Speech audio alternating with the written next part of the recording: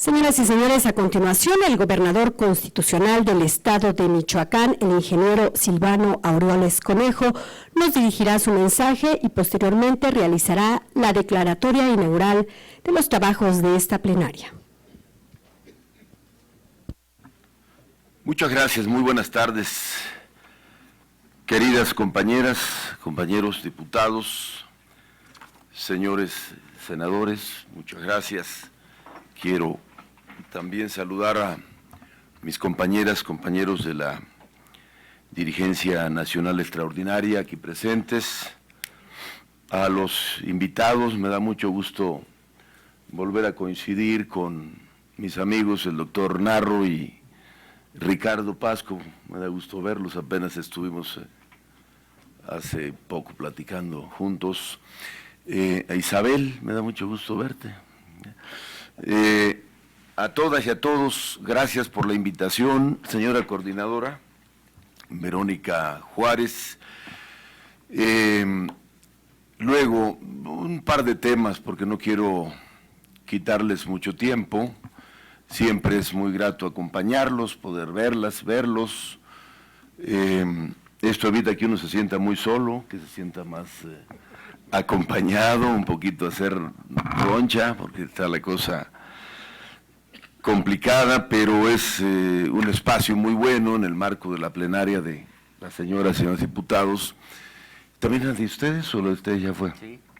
Juntos con los compañeros en el Senado de la República, y que seguramente pues van a ser días intensos para construir o revisar los puntos de la agenda legislativa para el periodo que pues inicia ya en la semana que entra, ¿no? Digo, a partir de ya, sábado 1 de febrero. Luego, compañeras, compañeros, parto yo de un asunto general que quisiera dejarles sobre la mesa. ¿Cómo logramos en esta etapa de la vida del país? Siempre hay retos, siempre pensamos que hay muchas cosas por resolver. A veces pensamos que es la etapa más difícil, pero luego vienen otras que están más difíciles.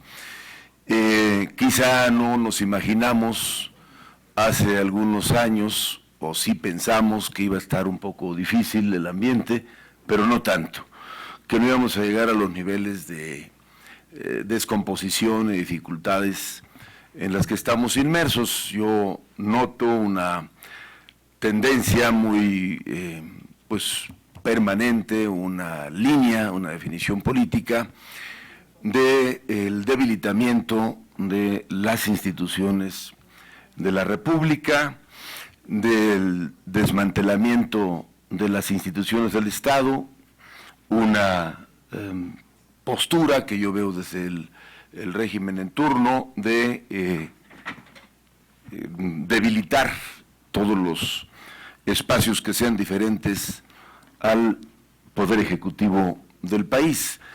Y uno de ellos pues es el Congreso, que a mi juicio, y por razones numéricas, pues es el que más ha estado sometido a los designios del gobierno, y sobre todo la Cámara de Diputados, que pues la composición quedó muy adversa para los que piensan o opinan distinto. En el Senado más o menos se ha mantenido una postura con más éxito por la misma correlación de fuerzas, cosa que no es posible en la Cámara de Diputados, que me imagino el ambiente en el que se desarrollan los trabajos para las diputadas y diputados que no son parte de la mayoría aplastadora de la T4, entonces debe ser algo muy complicado, pero que en medio de eso ustedes han jugado un papel muy relevante, y quiero también reconocerles y felicitarlos por ello, felicitarlas y felicitarlos. Pero esta dinámica yo no veo que se modifique, y otro de los objetivos que ya vimos pues es también la Suprema Corte. Entonces la separación de los poderes y el respeto a los mismos, pues está muy en entredicho. Pero luego más allá están los órganos autónomos, hacia los cuales pues está claramente dibujada una línea política, una definición política, y yo destacaría algunos ejemplos. Creo que el INE es hoy uno de los objetivos pues más a la vista, por obvias razones. El órgano electoral que por muchos años luchamos, muchos de los que estamos aquí, para poder tener elecciones donde se contaran los votos y contaran estos, donde una institución autónoma, independiente del gobierno, organizara y desarrollara los procesos electorales, pues eso parece estar ahora un poco o un mucho en riesgo, y seguramente lo mismo el Tribunal Electoral del Poder Judicial. Si ya se le han dado unas sacudidas muy fuertes a la Suprema Corte, ¿qué podemos esperar del tribunal? Y así el Banco de México, la Comisión Nacional de Derechos Humanos, o sea, todas estas grandes transformaciones que, debo decirlo, el PRD fue un factor fundamental para ello. Los cambios, era inimaginable que tuviéramos un órgano independiente para organizar las elecciones y que fueran creíbles, etcétera, etcétera, de tal manera que el PRD fue un factor importante para hacer las reformas a la Constitución, para construir las leyes y con ello construir instituciones que nos permitieran un tránsito más efectivo hacia la democracia. Hoy veíamos o vemos, y en distintos estados de la República también, el otro embate que es en contra de las universidades públicas, sobre todo las estatales, por obviamente la mayor debilidad. Qué bueno que hoy me senté lejos del doctor Narro, porque luego le copio, y entonces, señor, entonces el panorama en general, pues no es nada nuevo, se ve muy complejo. El estancamiento o la caída del crecimiento de la economía, y esto en consecuencia la caída en la recaudación de la hacienda pública, y en consecuencia los recortes que van directamente a los estados y municipios, y en general un centralismo que no tiene límites, y una concentración de recursos y de toma de decisiones. Pero quisiera yo referirme entonces y dejarles a ustedes sobre la mesa un tema que desde hace muchos años hemos estado insistiendo en él y que no ha podido transitar, y menos ahora en el marco de una composición como la que tenemos, y que es la Ley de Coordinación Fiscal. Si no nos abocamos, y seguramente por la composición, ahora la dimensión o el eco que se puede tener no es lo que queremos, o no podremos alcanzar lo que queremos, pero sí hay que ponerlo como un tema central. La Ley de Coordinación Fiscal es una ley ya rebasada, más de 40 años, y además esta ley está hecha en base a un acuerdo político, más que alguna reforma a la Constitución, pero es una ley terriblemente centralista y con una distribución poco equitativa de los recursos. De los recursos participables, solamente el 20% se reparte a estados y municipios, el resto se concentra en las arcas de la Hacienda Federal. ¿Y por qué es importante revisar esto? Porque, miren, ejemplo, Michoacán más o menos hace una aportación al PIB nacional de poco más del 3%. Estamos hablando de aproximadamente entre 450,000 y 500,000 millones de pesos del valor de la aportación. Lo que regresa por el vía de la Ley de Coordinación Fiscal, pues no llega a los 50,000 millones de pesos. Es decir, muy lejos está de que lo que se aporta tenga algo, un porcentaje, algo parecido a la contribución que hacen las entidades a la Hacienda Federal. Porque además, ustedes saben que casi todos los impuestos están concentrados en el ámbito federal. Incluso te establece límites muy expresos. Hubo un intento, por ejemplo, de poner un impuesto a las bebidas alcohólicas. Bueno, pues hasta eso está regulado en la ley del IVA, que no pueden los estados, el margen es muy reducido. ¿Esto dónde nos impacta? Pues en los rubros más importantes. Y uno de ellos es la educación, la salud, la seguridad pública y la inversión productiva en otros rubros, en infraestructura general y inversión productiva, por citar un ejemplo, el campo. Esto cada vez es más asfixiante porque los estados tenemos severos problemas, con algunas excepciones. En promedio los estados recaudamos entre el 8 y el 10% del recurso total que tenemos o que se ejerce. Y los que más ingreso tienen por esta vía propia, quizá la Ciudad de México, un 40%, Nuevo León un 15%, y Jalisco más o menos. El resto es muy bajo lo que pueden recaudar las entidades federativas. Nosotros hemos hecho un esfuerzo extraordinario para poder pasar del 3% que yo recibí de recaudación en el 15 a un más o menos 7% en el año que terminó. Y entonces, y cito ejemplo, el caso de la seguridad pública. Ustedes en Cámara de Diputados aprobaron el año que terminó más o menos 8,000 millones de pesos para el Fondo de Aportaciones a la Seguridad Pública. Y para el Fortasec, que es el fondo que va a los municipios, como 2,500 o 3,000 millones. Esos 8,000 millones se reparten en todas las entidades con una fórmula mágica que hace el Secretariado Ejecutivo Nacional, y que en el mejor de los casos, haciendo tu mejor esfuerzo, en mi caso, que habíamos venido arrastrando subejercicios desde los años 2007 para acá, y que apenas logramos hace un par de años subsanar ese asunto. Este año nos tocan para seguridad pública, por la vía de este fondo, 217 millones de pesos. La inversión que yo llevo en los 4 años de ejercicio son alrededor de 8,500 millones de pesos, es decir, lo que aporta recursos federales para una tarea tan delicada como es la seguridad pública, en donde los eslabones más importantes y más débiles son las corporaciones estatales y no se diga las municipales. No hay manera de hacerle frente al problema. Y eso no puede continuar así.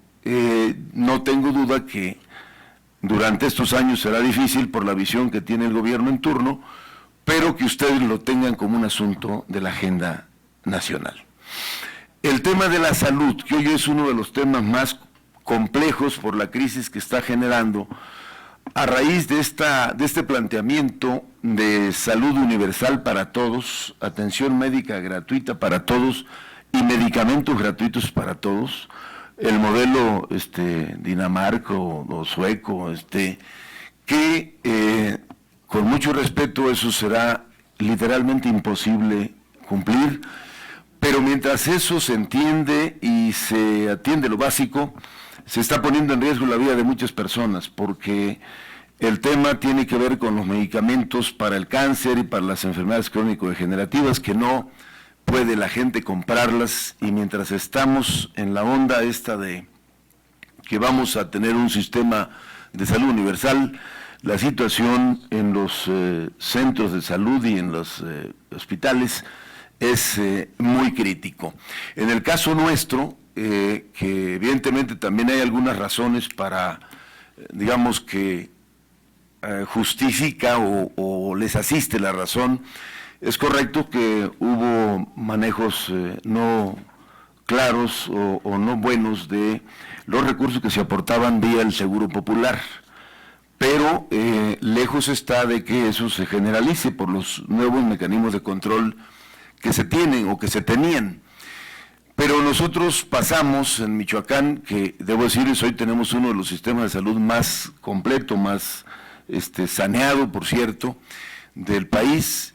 Pasamos del ejercicio de un gasto de 2.500 millones de pesos y que solo se alcanzaba a cubrir el 25% del abasto de medicamento.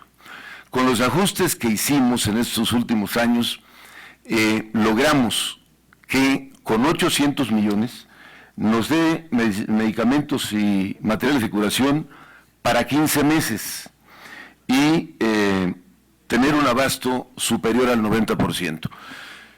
Pero estoy en la raya, digamos, porque por ese mecanismo que traemos de 15 meses, yo tengo manera de subsistir hasta marzo, pero fuera de eso, quién sabe cómo se venga el esquema.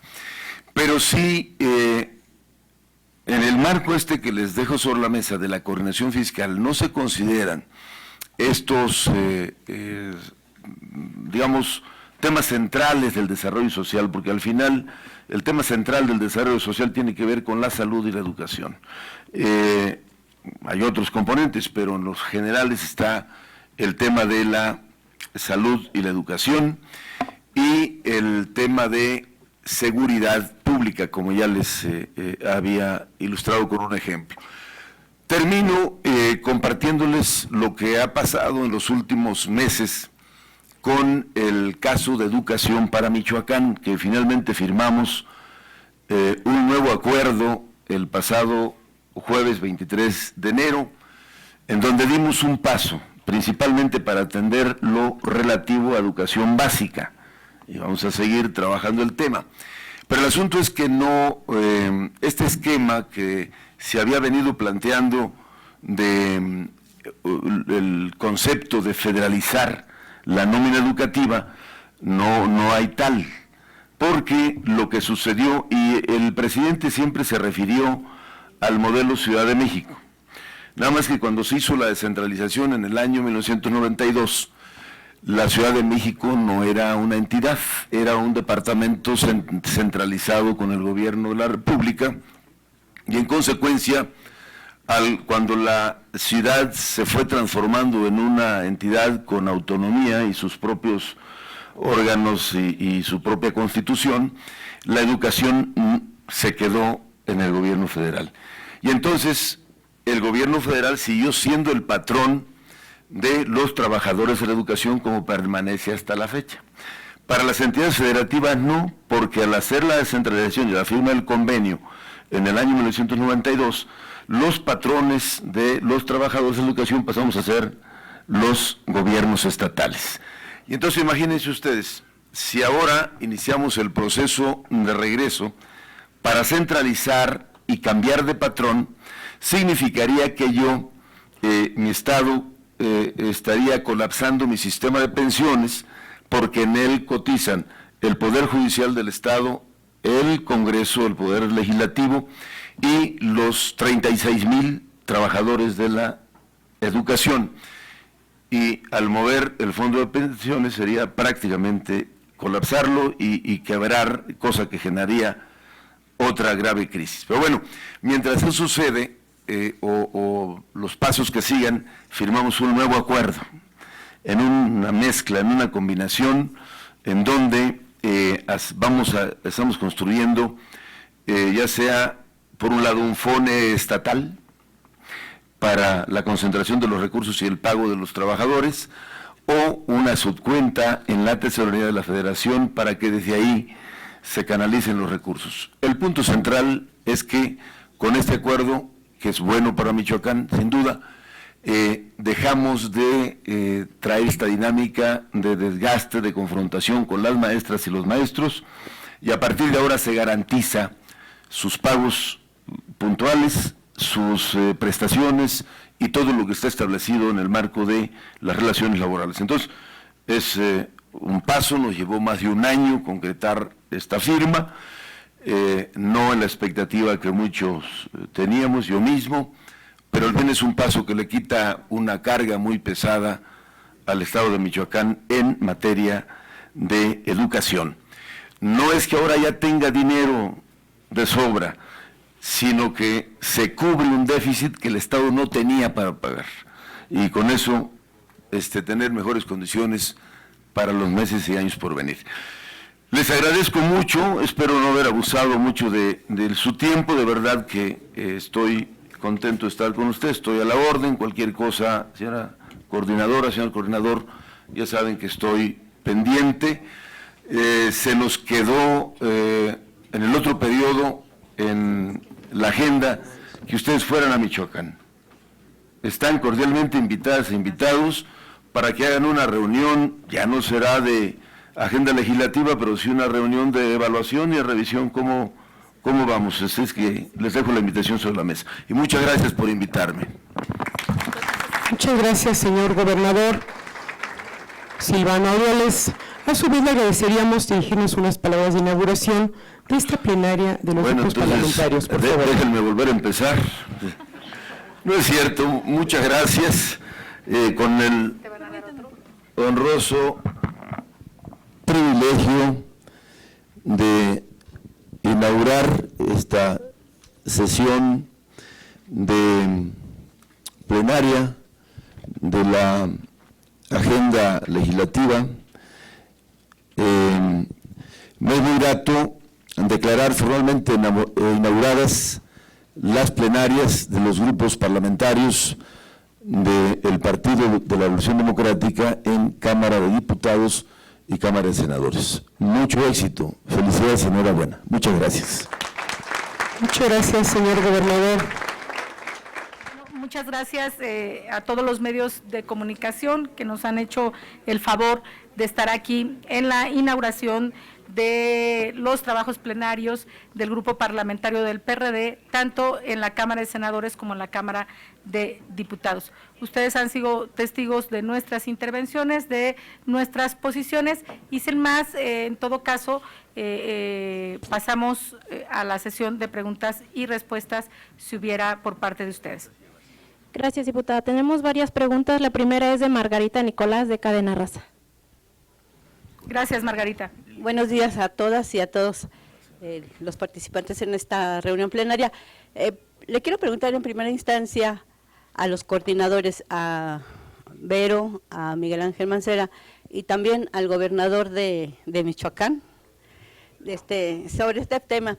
Bueno, veo que hay mucho optimismo en las filas perredistas, dicen que van a contener esta andanada o estas amenazas del gobierno de Andrés Manuel López, pues en contra de los órganos autónomos, las universidades, también lo que estamos viendo, la polarización entre los simpatizantes de López Obrador y quienes no simpatizan con él. ¿Qué van a hacer si, bueno, para empezar, son muy poquitos? En segundo lugar, pues vemos que no hay así como que la unidad que se requiere, porque, por ejemplo, en la Ciudad de México, la jefa de gobierno está bajando en su popularidad, sin embargo, el PRD no crece. ¿Cuáles son los motivos porque el partido no esté creciendo en la Ciudad de México, uno de los bastiones más fuertes antes para esta organización? Y también preguntarle al senador Mancera, decía en la mañana el presidente López que para él no es prioritario el que que le pidan al INE el padrón electoral, que ya hay mucha oposición por parte de la ciudadanía para que este padrón, estos datos personales lleguen a manos del gobierno federal. ¿Qué van a hacer ustedes para evitarlo? Y también la urgencia que les hace de la reforma para las pensiones universales de adultos mayores y de los jóvenes. ¿Qué es lo que van a hacer realmente y qué posibilidades reales tienen para lograr esos propósitos? Gracias. Bien, muchas gracias, Margarita. En principio, comentarles que hemos estado trabajando en coordinación las diputadas y diputados del PRD junto con los senadores de la República con otras fuerzas políticas. Tan es así que aquí en la Cámara de Diputados nos hemos coordinado cuando ha sido necesario para enfrentar embates. Lo vimos cuando discutimos el financiamiento de los partidos políticos, estuvimos juntos cuando se quiso hacer lo de la revocación del mandato para que el presidente pudiera hacer ese ejercicio el día de la elección, y así lo hemos hecho en otras iniciativas que se han presentado y que finalmente tienen que ver con atentar contra las instituciones del Estado, y eso es lo que vamos a seguir haciendo. En principio, desde el PRD, con mucha coordinación, tener una posición como la hemos exteriorizado ya en defensa de las instituciones, y en ese sentido también hacer las alianzas necesarias, y no solamente al interior del Congreso de la Unión, sino también hacer las alianzas necesarias con las organizaciones de la sociedad civil y estar coincidiendo con lo que ya algunos columnistas, escritores, académicos lo vienen realizando. Yo no tengo la menor duda de que las reformas que tienen que ver con la reforma judicial, estas que atentan contra derechos humanos, contra las convenciones que van en contra del debido proceso, entre otras de las que hablaba el senador Mancera, y que un miércoles se pretendieron presentar y siempre no ocurrió, tuvo que ver, sin lugar a dudas, por el conocimiento de las mismas y por la unificación en contra de todas ellas, que desde la noche en que se filtraron y una vez que llegó el día, se pararon por todos los negativos que ante la opinión pública, por sus contenidos ya de por sí representaban. Es así como vamos a seguir trabajando y parando todo aquello que vengan a deteriorar el Estado de Derecho y las instituciones, como hemos estado hablando. Y ahora, cuando se mencionó lo que tenía que ver con los datos biométricos, que es una circunstancia además anticonstitucional, una vez que se dio a conocer por parte del presidente del INE de cuál había sido la solicitud, también hubo una reacción ante los medios de comunicación, en las redes sociales, pero también de las fuerzas políticas, en donde cada una, nosotros de manera muy particular el PRD, desde el primer momento alertamos que eso contraviene nuestra Constitución, pero también contraviene los derechos de las ciudadanas y de los ciudadanos. Es así como vamos a hacerlo, y estoy convencida que debe de ser en mucha coordinación con las organizaciones de la sociedad civil, con todos aquellos expertos que se la pasan estudiando los temas y con las fuerzas aliadas en el Congreso de la Unión. Gracias. Siguiente pregunta, Juan Carlos González, de Justicia TV. Buenos días. Si nos comentan, por favor, un poco sobre esta caminata por la paz. Se habían comentado algo, pero si nos dicen qué opinan. Y sobre todo la propuesta que han estado impulsando para cambiar la estrategia de seguridad. Bueno, en principio decir que la estrategia de seguridad, como decía ya, no le atinan. No contamos con una estrategia de seguridad, en verdad, con certeza, que esté dando respuesta y que después de un año hemos sido testigos que no hay resultados. En relación a la marcha que tiene que ver con la verdad, con la justicia y con la reparación de los daños, la que encabeza Cecilia junto con los Levarón y que fuimos testigos estos últimos 3 días, desde el PRD, desde el primer momento la saludamos. Y por supuesto que desde el PRD, a partir de nuestra responsabilidad en el Congreso, y lo decía igual el senador Mancera, vamos a asumir la agenda del movimiento, vamos a asumir la agenda de las víctimas que para la Cuarta Transformación han estado olvidadas. Nosotros consideramos que más que un show es una responsabilidad.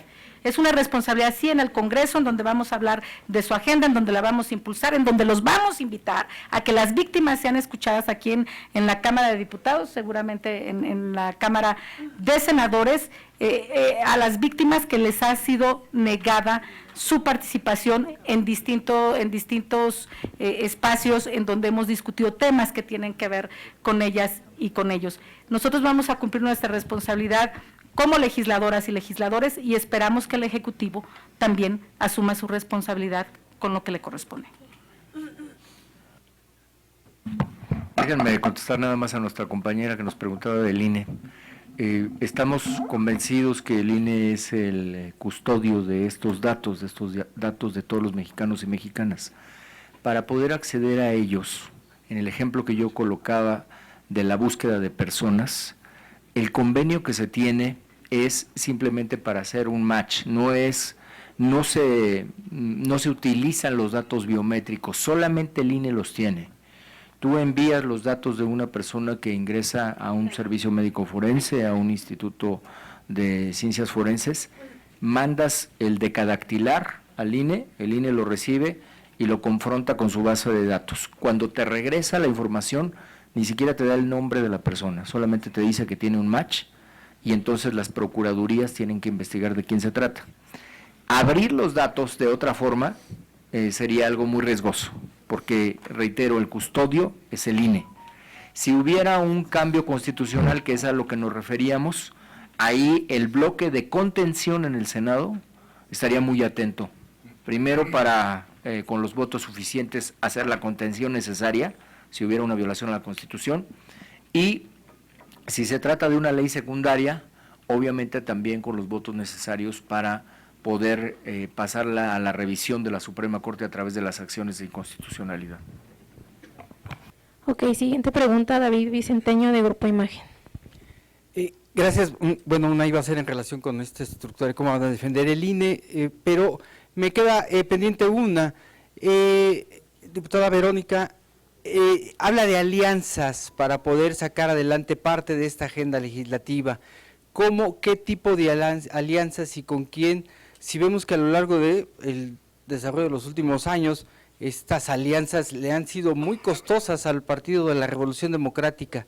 ¿Cómo poder vencer o convencer a otras fuerzas para, pues, hacer un frente a todo lo que está generándose desde el gobierno, sin que al final se tengan que pagar cuentas por estas alianzas? Muchas gracias.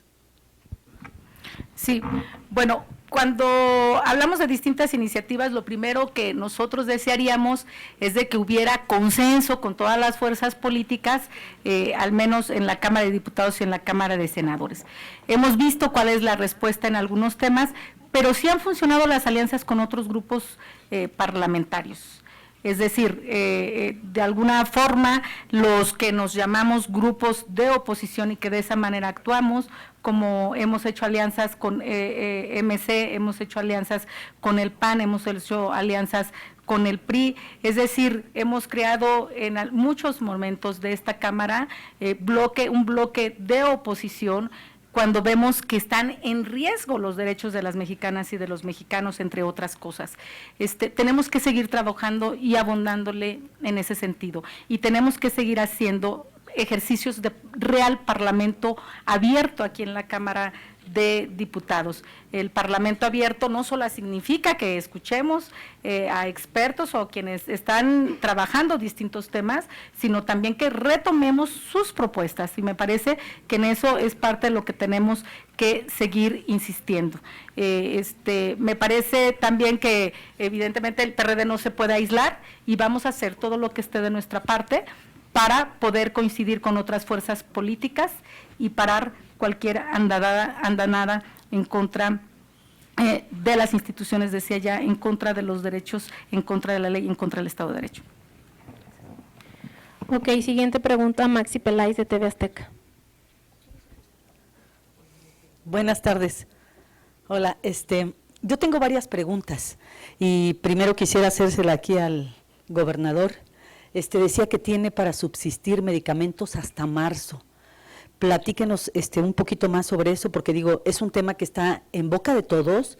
Hablaba usted que se está poniendo en riesgo la vida de los ciudadanos, y nada más quisiera saber si usted sí está de acuerdo con lo del INSABI. Y aprovecho también al senador Mancera. Este paquete de leyes en materia de justicia penal, hablaban que se pudo de alguna manera congelar tentativamente, porque pues todo se filtró y los expertos ya estaban alertando las graves violaciones. Se dice que se presentará en este periodo de sesiones al Senado. El PRD, ¿cómo va a esta discusión? Toda vez que se ha hablado mucho de la puerta giratoria, usted cuando era jefe de gobierno de la Ciudad de México hablaba de esa puerta giratoria. Y aquí lo que de acuerdo a la Fiscalía, lo que se quiere combatir es esa puerta giratoria. ¿Cómo iría el PRD? Y a la diputada Vero, yo nada más precisar un poquito, si bien es cierto que el Senado tiene en la cancha la ley para regular el uso de la cannabis, el PRD, ¿hasta dónde está dispuesto a abrirse en ese tema? Toda vez que en México todavía hay un tabú, ¿no?, que como padres dicen, ¿cómo es posible que pueda haber lugares donde les puedan vender hierba y todo eso, ¿no? Ay, perdón. Bueno, empiezo yo por el orden en que nos preguntó Maxi. Mira, es una realidad el grado de complejidad que tiene el sistema de salud nacional. Es muy complejo, y hacía yo la referencia del riesgo de no tener ordenado el sistema de salud, porque no es lo mismo que no tengas clase un día o 2 días, una semana, a que no haya el medicamento para atender a algún padecimiento, sobre todo los que son de más riesgo. Entonces eso pone en riesgo la vida de personas, sobre todo, estamos hablando de niñas, o sea, de niñas, niños y adultos mayores, por obvias razones. Entonces, el nuevo esquema de la política en materia de salud federal, como tú sabes, es de centralizar. A ver, yo no he hablado mucho del tema porque estaba ocupado en el asunto de educación, he estado ocupado en ese tema, pero los servicios de salud son pocos estados los que los tienen funcionando más o menos, porque hay déficit muy grandes en materia de personal médico, enfermeras, enfermeros, doctoras, doctores. El problema de el déficit en plazas para atender lo que se conoce como personal eventual o personal de contratos. Con la nueva propuesta, lo que se están planteadas 2 alternativas, 2 rutas. Una es que los estados nos adhiramos al instituto para que la federación se haga cargo de los servicios de salud. Es decir, el gobierno federal, en los casos que entiendo ya firmaron, a través del instituto, se designa al responsable de los servicios de salud en el estado, es decir, para tener un solo sistema de atención primaria a la salud.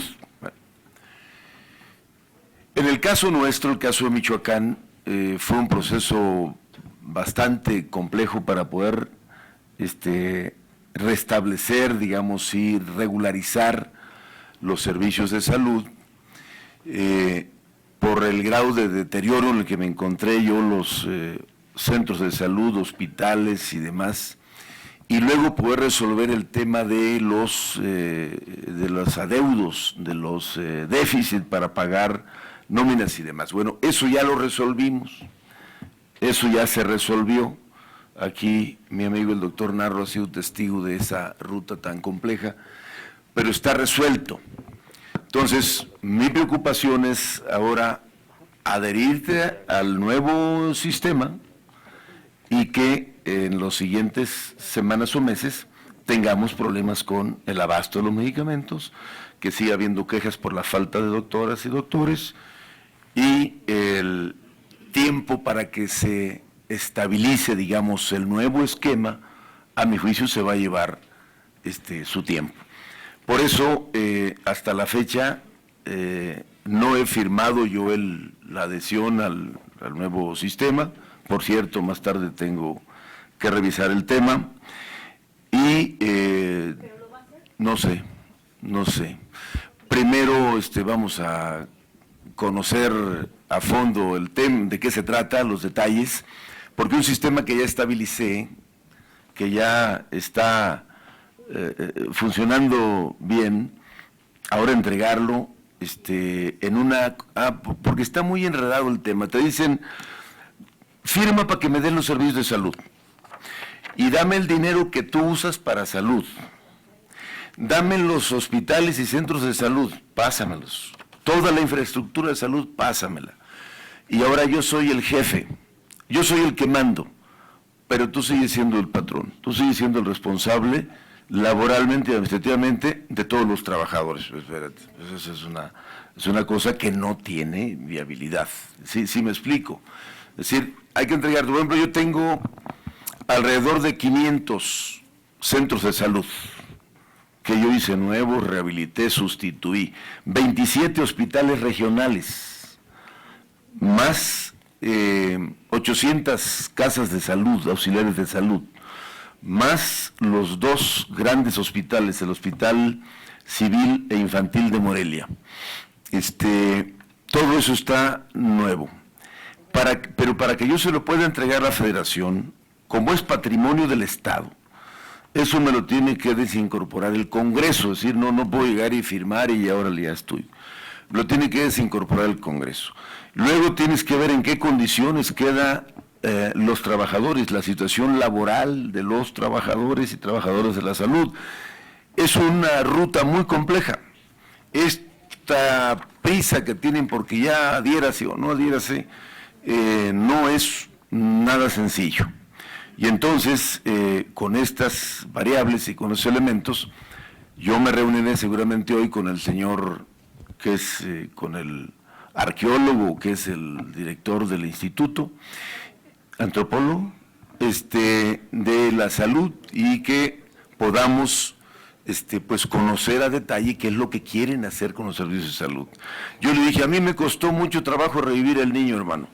No te lo voy a dar para que ahora ustedes lo dejen enfermar de nuevo, ¿no? Entonces, hasta que no haya plena claridad, yo no he dicho que no, pero hasta que no haya plena claridad en el tema. Esto de que tiene hasta marzo medicamentos, esto bueno, es del presupuesto que maneja el gobierno del Estado, ¿y por qué tiene hasta marzo? ¿Qué no le están dando dinero? Ay, niña, a ver, déjate explico. Mira, cada año, al inicio del año, tú presupuestas en función de como era antes el sistema, te tocaba el dinero en función de los afiliados, al que ni era seguro ni era popular. Entonces, con esa proyección, basado en el número de afiliados, tú tienes tu dinero para materiales de curación, para infraestructura, para el pago de personal y para la compra de medicamentos. Entonces, yo todavía, en el inicio del 2019, como no se extinguía el mecanismo vía el REPS famoso, con eso hicimos todas las licitaciones consolidadas, por cierto, compras consolidadas. Nosotros hemos hecho compras consolidadas todos los años, pero con la modalidad que pusimos en marcha fue comprar hasta para 15 meses, para que no te agarre el fin de año sin comprar el medicamento y sin posibilidades de licitar. Entonces mi licitación la venía haciendo para 15 meses, de tal manera que yo compré en enero del 2019 para marzo, hasta marzo. Pero ahora necesitamos la definición de qué va a pasar, porque para abril pues debe de haber ya medicamentos nuevos, o para el siguiente año, bajo el nuevo esquema. Y entonces eso es lo que tienen que resolver el director del INSABI, juntos, para ver qué es lo que va a pasar. Hoy lo veremos, pero no es así tan sencillo como lo andan haciendo. Ya veremos más adelante.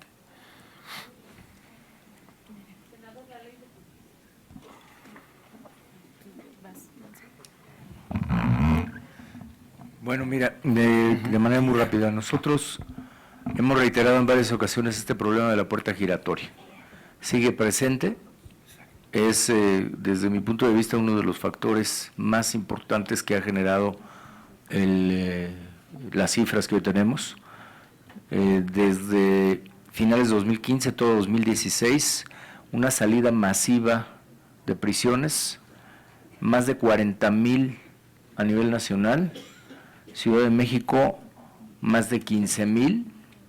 En la ciudad se pasó de tener una población penitenciaria de cerca de 39,000 hoy deben estar en 25,000 más o menos. Son cifras que van a estar casi empatadas con las de 2000, del año 2000, en población penitenciaria.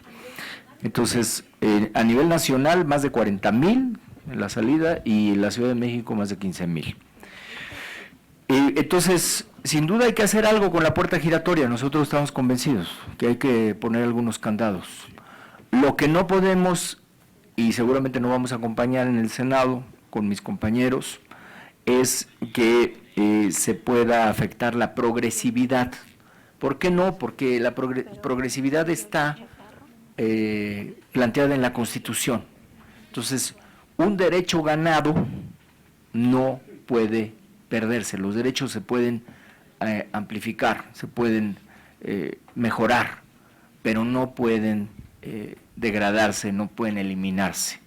Algo que ya se tiene, no sería la vía constitucional la que lo haría perder. Entonces, con ese enfoque de progresividad, vamos al análisis de esta cirugía que yo he llamado que es una cirugía mayor de política criminal, porque está hablando de Código Penal, Código de Procedimientos, Justicia de Adolescentes y Ley de Justicia Cívica.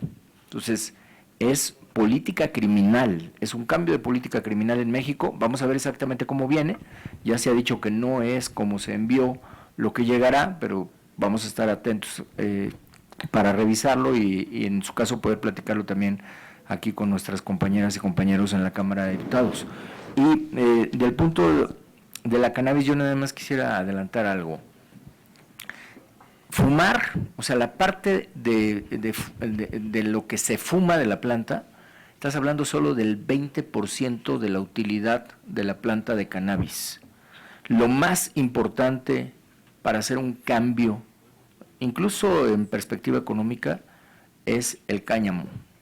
Es el 80% de la planta, que tiene efectos obviamente para fines industriales y medicinales. Si México se queda fuera de eso, pues va a ser un grave error. Entonces, eso sería. Gracias. Siguientes preguntas, Jorge Chaparro de XFM y Víctor Chávez del Financiero. ¿Qué tal? Al gobernador Silvano, quisiera, si nos puede precisar, estos medicamentos que contrataron hasta marzo.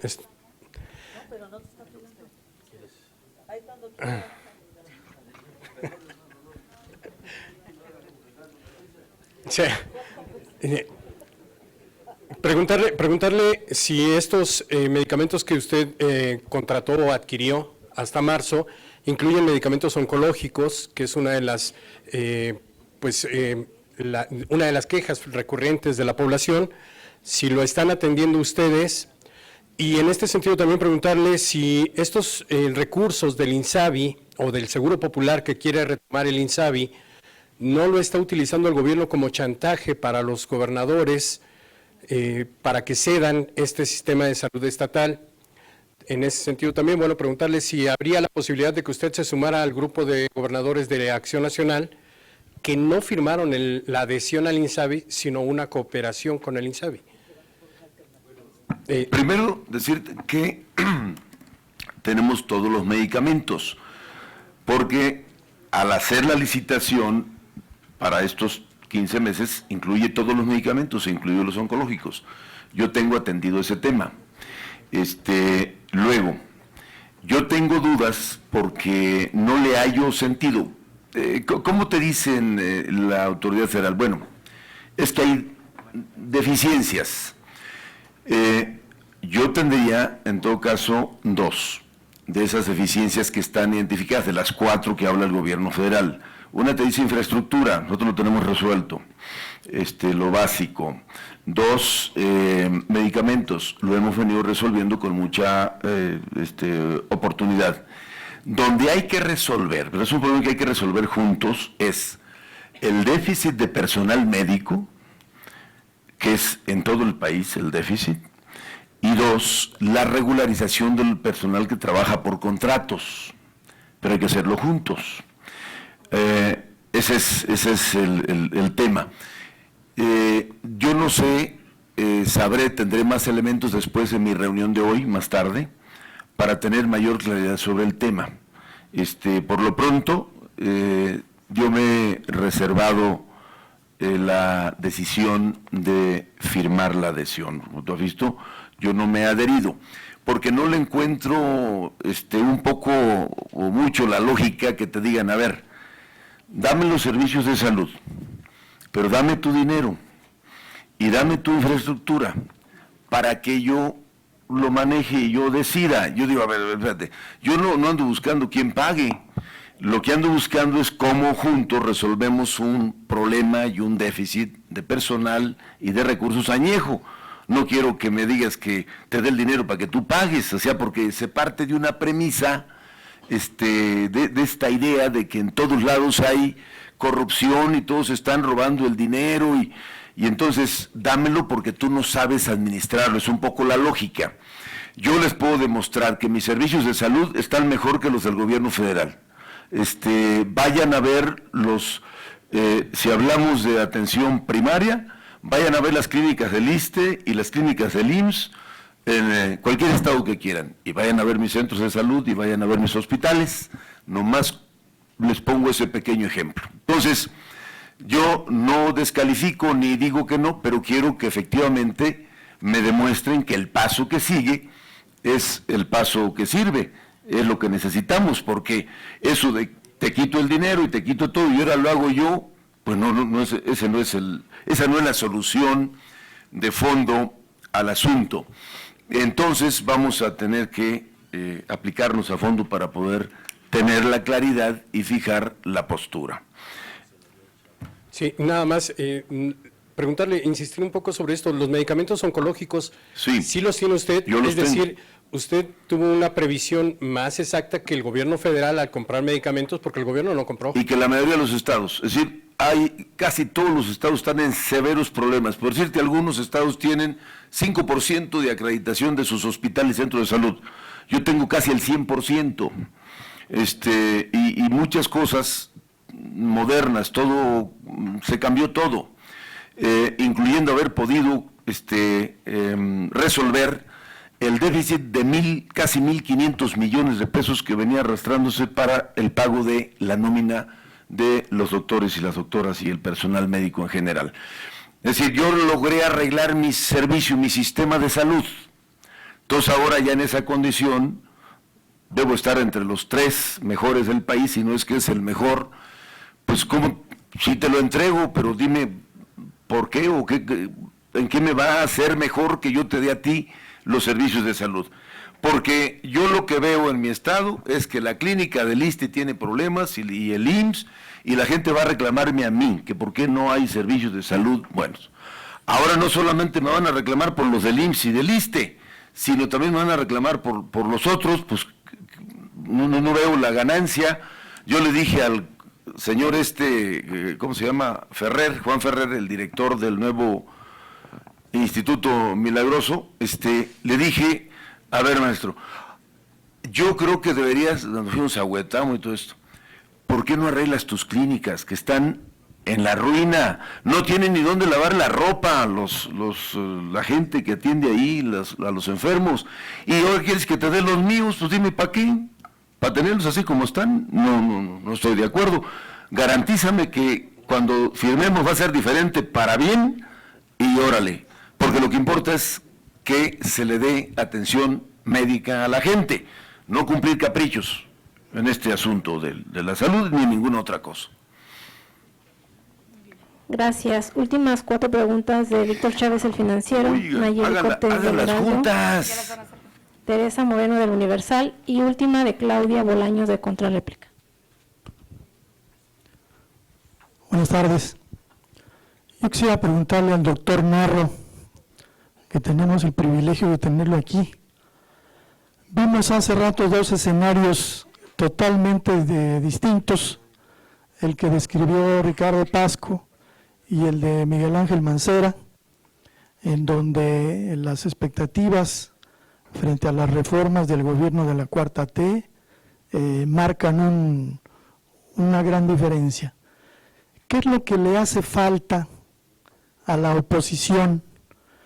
Que hemos estado viendo escenarios como por ejemplo ayer y otros que se han registrado en plena Zócalo de la República, en donde ahí y en otros lados, en otras plazas, pareciera que las posiciones que existen hoy son solo los apoyadores y los que están en contra de la Cuarta T.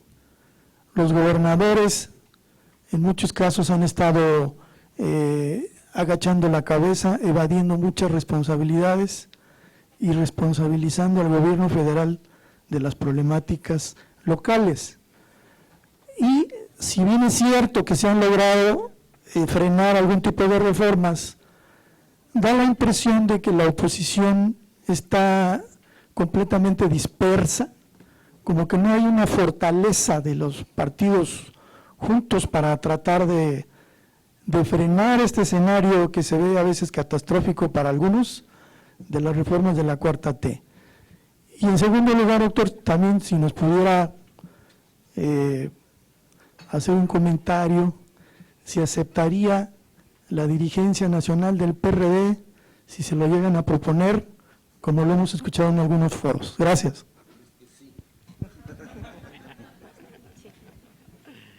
Buenas tardes. También para el doctor Narro, complementando la pregunta de Víctor, si además de buscar la dirigencia del PRD, si es que está en su interés, ¿usted cómo ve la propuesta de cambiarle nombre a ese partido político? Eso por un lado. Y por otro, usted fue secretario de Salud en el sexenio pasado y en este se ha hablado de corrupción en la licitación de medicamentos relacionada, por ejemplo, con el cáncer o con los retrovirales.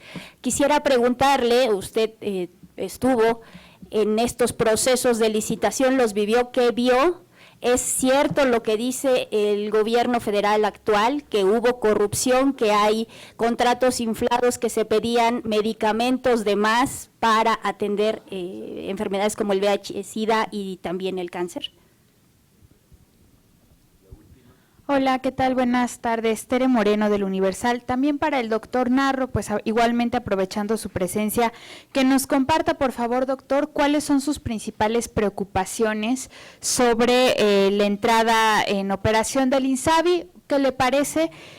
Y también, pues, preguntarle, usted que tiene toda la experiencia, ¿es posible darle atención médica y medicamentos gratuitos a todos los mexicanos con el presupuesto que se tiene? Y pues sobre el uso también del Fondo Nacional para Gastos Catastróficos de los 40,000 millones de pesos, ¿cómo ve cómo se ha planteado hasta el momento que no se les va a permitir a los estados que no se adhieran al INSABI pues tomar parte o utilizar parte de estos recursos, a pesar de que fue pues se conforman con aportaciones de las entidades? Gracias, doctor.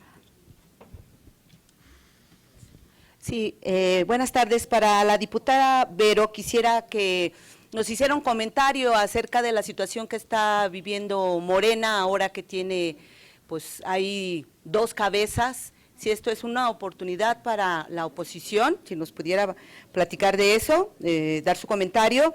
Al gobernador, quisiera si nos pudiera hacer un recuento de cómo ha estado funcionando la Guardia Nacional allá en Michoacán, para que nos sirva como un pulso de si en realidad está dando los resultados que se prometieron. Y al doctor Mancera, si podría, por favor, hablarnos acerca de este compromiso que hicieron el gobierno de Estados Unidos y México para controlar el tráfico de armas, si ya saben ustedes qué es lo que van a hacer, desde cuándo, y si la reforma que están contemplando para legalizar, para detener el tráfico de armas, y va a contribuir. Por favor, gracias.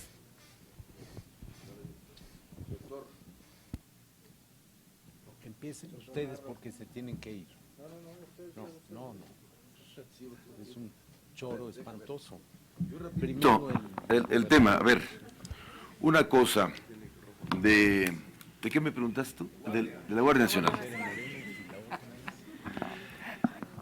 Nos coordinamos extraordinariamente bien con la Guardia Nacional, estamos trabajando bien. Hay que tener presente que la Guardia Nacional no es más que los soldados y los marinos con un uniforme diferente. pero que son exactamente soldados y marinos. Nosotros hemos mantenido una coordinación muy cercana y permanente con el Ejército y la Marina, y lo mismo hacemos ahora con la Guardia Nacional. Yo creo que la Guardia Nacional va a ser muy buena en el futuro. Hoy está aprendiendo. Es difícil que de la noche a la mañana, o en una semana, o en un curso de 15 días, tú conviertas a un soldado en policía o a un marino. Son cosas totalmente distintas. Voluntad y compromiso de sobra, yo lo he visto. Pero para que eso sea el instrumento o sea el cuerpo de seguridad con que se va a resolver el problema de la violencia e inseguridad en México, yo lo veo lejano, y te voy a decir por qué. Porque la Guardia Nacional además tiene muy tipificados sus tareas en la propia Constitución y en las leyes reglamentarias, que son principalmente delitos del orden federal. Y los delitos del orden federal rondan el 10%, 8% en los estados, y el resto son delitos del fuero común. De tal manera que la Guardia Nacional vendrá a complementar y de apoyo a la tarea que tienen estados y municipios. Pensar o echarnos a la hamaca porque hay Guardia Nacional, que entonces ya se va a resolver, yo no estoy de acuerdo con ello. Tiene que atenderse a municipios, que desde hace casi 45 años que se reformó el 115 constitucional y se dio como tarea principal al gobierno municipal la seguridad pública. 40 y tantos años después, prácticamente ningún municipio tiene capacidad institucional ni corporación policíaca que le permita hacerle frente al mandato constitucional, y lo mismo nos pasa a la mayoría de los estados. Entonces la Guardia Nacional, bien, además son gente disciplinada, son soldados y marinos, pero hoy para ese propósito, esa expectativa, yo no lo veo, pero trabajamos muy bien.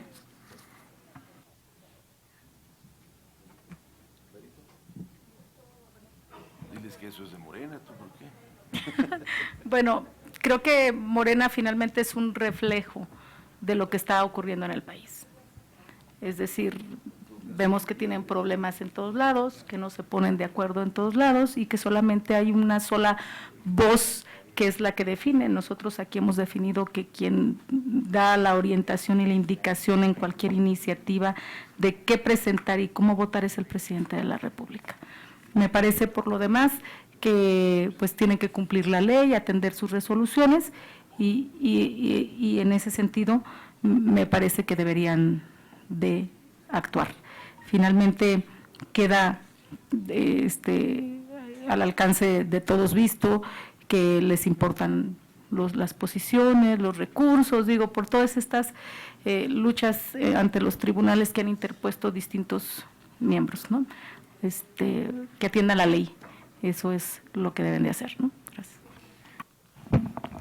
Claudia, gracias. En el tema de tráfico de armas, nada más antes, no entendí cuál sería la posición divergente con Ricardo Pasco, pero lo que veo es que hay un trabajo que está haciendo el PRD, es un trabajo, y Futuro 21 representa esa parte de la sociedad civil en donde se está uniendo el trabajo, por lo que yo creo y que voy a seguir defendiendo en el Senado de la República, que es el PRD. Al PRD lo voy a seguir defendiendo en todos los escenarios, y el que nos corresponde del Senado de la República lo vamos a seguir defendiendo, por supuesto, pero también estoy convencido que este ejercicio que está haciendo con Futuro 21 es un ejercicio importante de convocatoria a la sociedad civil. En el asunto de tráfico de armas, Claudia, mira, la parte más importante es poder detener en frontera el tráfico que está detectado que se hace en vehículos. Hay muchos vehículos que supuestamente están regresando vacíos de Estados Unidos, estoy hablando de trailers, estoy hablando de contenedores completos, y que el reporte es que están regresando vacíos, cuando en realidad no es así. Si nosotros logramos que los Estados Unidos, a través del uso de tecnología, porque tienen los recursos suficientes, pueden hacer esta detección de armas, va a ser algo muy importante. Pero lo que el PRD planteó en el Senado es una reacción a un delito que hoy en nuestra ley de armas de fuego y explosivos tiene penas para el que venda armas ilegalmente introducidas al país de 3 años de prisión, y para el que realice el tráfico de 5 en la mínima. Entonces, cuando ves esa reacción, pues realmente es un incentivo para que se realice la actividad. Solamente que lo pasaras a delincuencia organizada, la reacción de México sería más fuerte. Entonces, lo que hizo el PRD es plantear una iniciativa donde se crea el capítulo de tráfico de armas y donde se establecen penas que son acordes a una conducta tan grave y que tanto daño hace a nuestro país. Afortunadamente, esta iniciativa está acompañada por varios de los grupos parlamentarios y yo creo que puede tener éxito, pero en la estrategia conjunta a mí me parece que lo que se necesitaría es tecnología en frontera, porque el tráfico de armas se hace con este tránsito hormiga, es decir, en vehículos de tráfico vehicular. Gracias.